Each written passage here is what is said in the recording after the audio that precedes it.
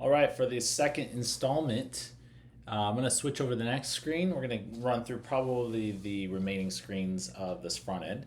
Uh, so we reviewed in the last video this first screen, all the items across the bottom, some of the other aspects of this.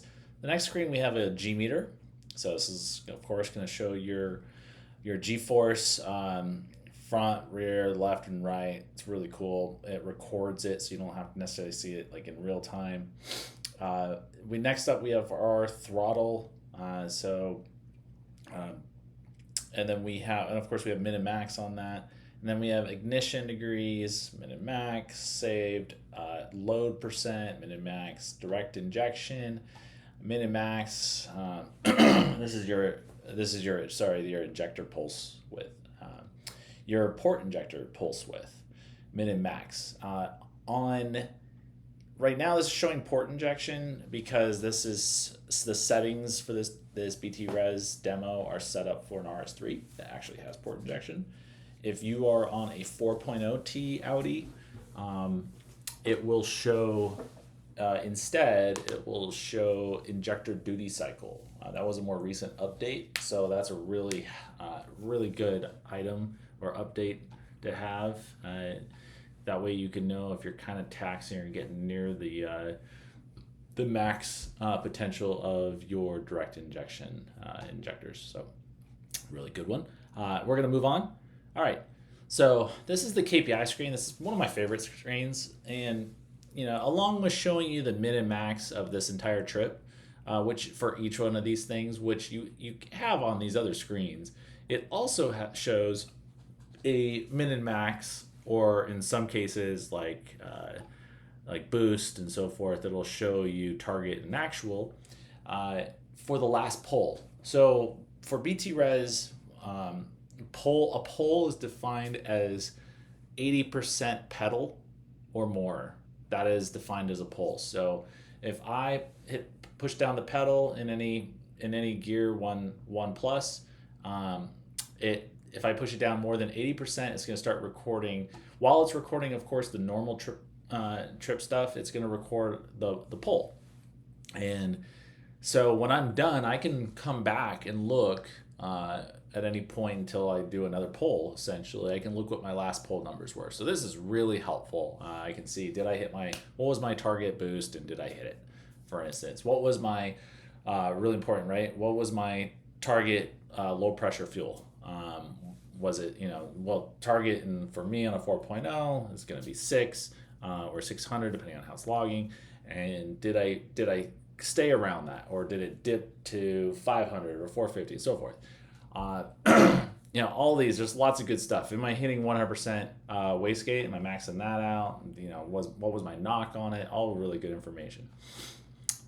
Moving on. So we have this screen, which I'm going to move this in an update, but this is kind of alerting you. It's kind of a product marketing for a feature that you can add custom gauges, as many screens as you want.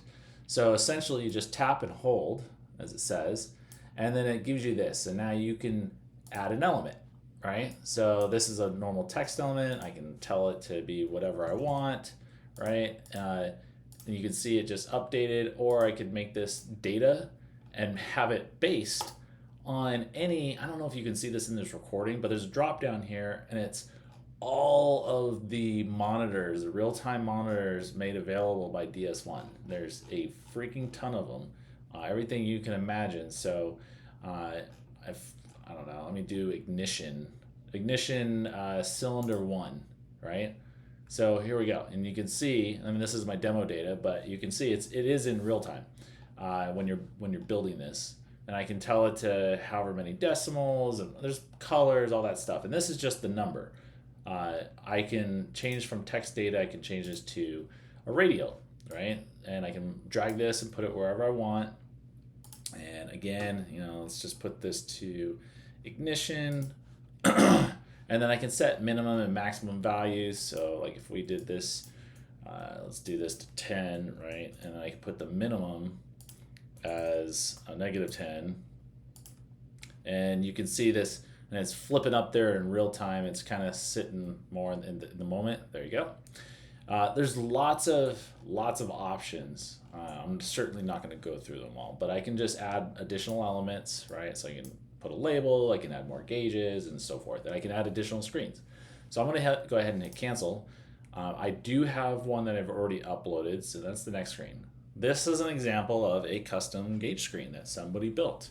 You can see that they basically, this is a fueling kind of a fueling specific screen that they built. So we have the Lambda, bank 2, bank 1. It looks like it's mirroring each other on a few of these gauges, right? The high pressure fuel pump, bank 1, bank 2, and low pressure pump is a singular, obviously. The map boost, and then injector duty cycle. That's a calculation they put in, which is cool, and the blended ignition. And I will show how to where to download pre-made ones and how to upload them or download the ones you've made on your screen and so forth in another video. So I'm going to move on. I touched on this in the last screen. This is your map switching, your DS1 map switching. So you can rename these maps to whatever you want in the settings. So you can make this low boost, medium boost, high boost, whatever. Really, you just type in whatever you want for all these maps. And it's as simple as tapping one of these files, or excuse me, one of these buttons. And then in my case, I have turned on the pin setting, and then you put in the pin and it will switch the map on the fly right then and there. So that's pretty cool. And then this is a real-time simple log. So it kind of bubbles up the more important items, and it's really just showing you in real time. So how each one of these stats updates and stuff. I don't know if you're gonna get much from this, but you can tap and hold and get the numbers in any particular piece of this and so forth.